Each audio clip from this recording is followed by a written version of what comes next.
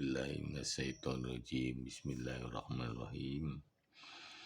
Melanjutkan membaca tafsir Al-Azhar surat Al-Fatihah ayat kedua. Segala puji-puji untuk Allah. Hamdan artinya pujian, sanjungan. Di pangkalnya sekarang diletakkan al atau alif lam, sehingga menjadilah bacaannya alhamdu. Al mencakup segala jenis. Dengan sebutan alhamdu berartilah bahwa segala macam pujian, sekalian apa jua pun macam puji, baik puji besar ataupun puji kecil, atau ucapan terima kasih karena jasa seseorang kepada siapapun kita memberikan pujian, tetapi pada hakikatnya tidaklah seorang juga yang berhak menerima pujian itu, melainkan Allah. Illa lillahi, hanya semata-mata untuk Allah.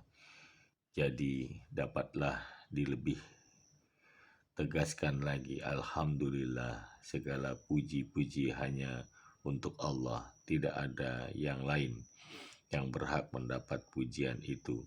Meskipun misalnya ada seorang berjasa baik kepada kita dan kita memujinya, hakikatnya puji hanya kepada Allah, sebab orang itu tidak akan dapat berbuat apa-apa kalau tidak karena Allah yang Maha Murah dan Penyayang tadi. Kita puji seseorang insinyur atau arsitek karena dia mendapat ilham mendirikan sebuah bangunan yang besar dan indah. Namun kalau kita pikirkan lebih dalam, dari mana dia mendapat ilham perencanaan itu kalau bukan dari Allah. Oleh sebab itu, kalau kita sendiri dipuji-puji orang, janganlah lupa bahwa yang mempunyai puji itu ialah Allah, bukan kita. Nabi kita Muhammad SAW ketika dengan sangat jayanya telah mendapat menaklukkan negeri Mekah, beliau masuk ke kota itu dengan menunggang unta yang terkenal Al-Kaswa. Sahabat-sahabat beliau gembira dan bersyukur karena apa yang dicita-citakan selama ini telah berhasil. Namun beliau tidaklah mengangkat muka dengan bongkah karena kemenangan itu, melainkan dirundukkan wajahnya ke bawah, lekat dengan leher unta kesayangannya itu, mensyukuri nikmat Allah dan mengucapkan puji-pujian. Pemelihara semesta alam, ujung ayat kedua, atau Tuhan dari sekalian makhluk, atau Tuhan sarwa sekalian alam. Pada umumnya arti alam ialah seluruh yang ada ini selain dari Allah. Selain ia menjadi jamak itu, yaitu menjadi kata alamin. Berbahagialah ia ditafsirkan seseorang. Setengah penafsiran mengatakan bahwa yang dimaksud dengan alamin ialah makhluk insani ditambah dengan malaikat, jin, dan setan. Akan tetapi di dalam Al-Quran sendiri pernah bertemu kata alamin. Itu hanya dikhususkan maksudnya untuk manusia saja. Lain surah Al-Hijr ayat 70, yaitu ketika kaum Nabi Lut